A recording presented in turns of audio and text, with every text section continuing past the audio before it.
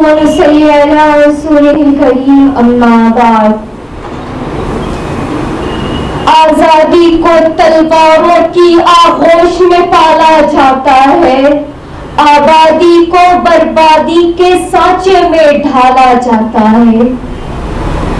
میدان وفا میں جینے کا ارمان نکالا جاتا ہے، غیرت کے سنہرے پرچم کو سر دے کے سنبھالا جاتا ہے. آج مجھے جس عنوان پر لب کشائی کا موقع ملا ہے وہ عنوان ہندوستان اور مسلمان. معزز سامعات، جب ہندوستان میں مسلمانوں کی آمد ہوئی تو انہوں نے اس ملک کی مٹی سے محبت کی اور اسے خوبصورت بنانے کے لیے ہر ممکن کوششیں صرف کر دی.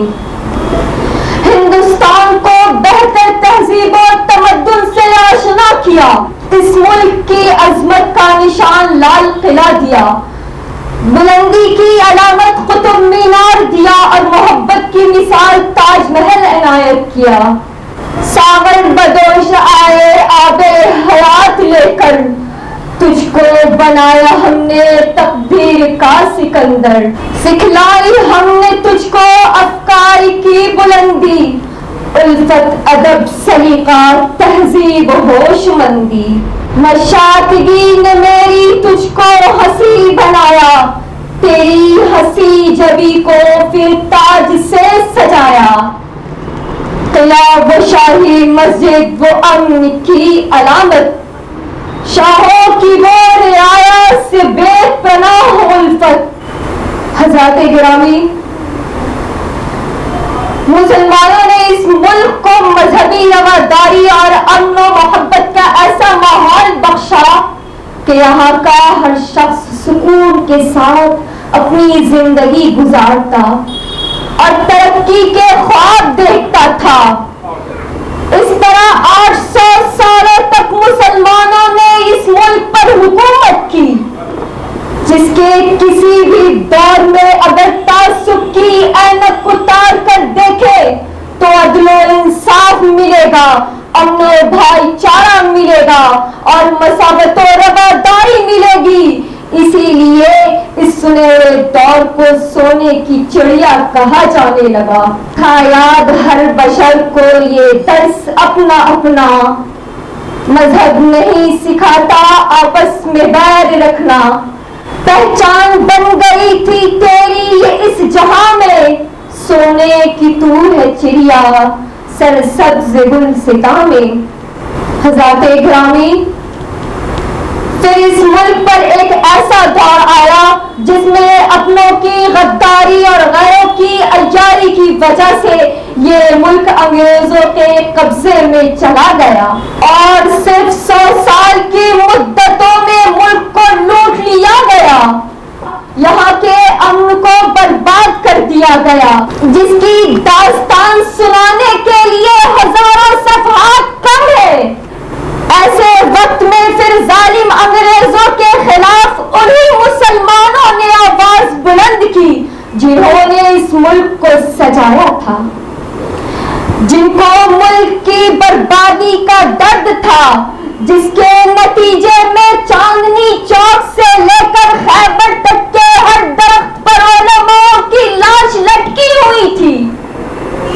بالآخر ہزاروں جانوں کی قربانی کے بعد اس ملک سے انگریزوں کو بھگانے میں ہم کامیاب ہو گئے. مغرب کا ہند پر جب بادل سیاہ چھایا، عرض وطن سے ہم نے افرنگ کو بھگایا.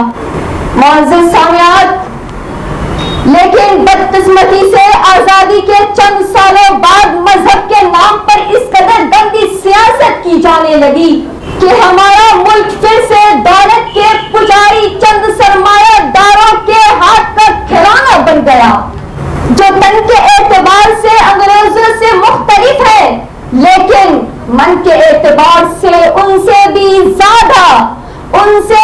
زیادہ خونخوار، ظالم اور ملک کو لوٹنے والے ہیں.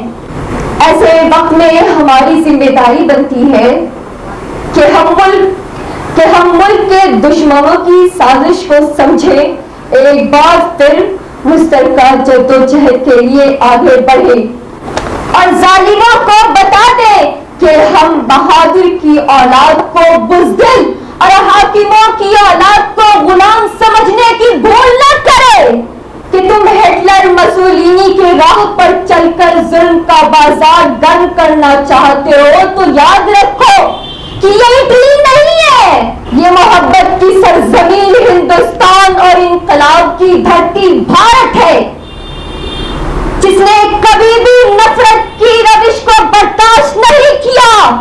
تم ترنگے کو ایک رنگ میں رنگنے کا خواب اور سنویدھان کو منوسمرتی سے بدلنے کا سپنا مت دیکھو۔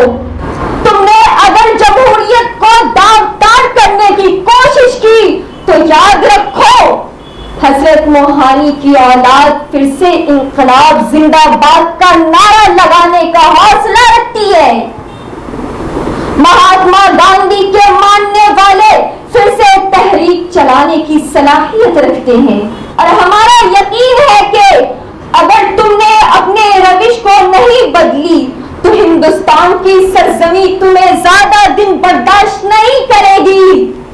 اسی لیے ظالموں اپنی حرکت سے باز آ جاؤ اور ہندوستان کی گنگا جمنی تہذیب اور یہاں کی خوبصورتی کو برباد کرنے کی کوشش مت کرو۔ جب وقت پڑا تھا گلشن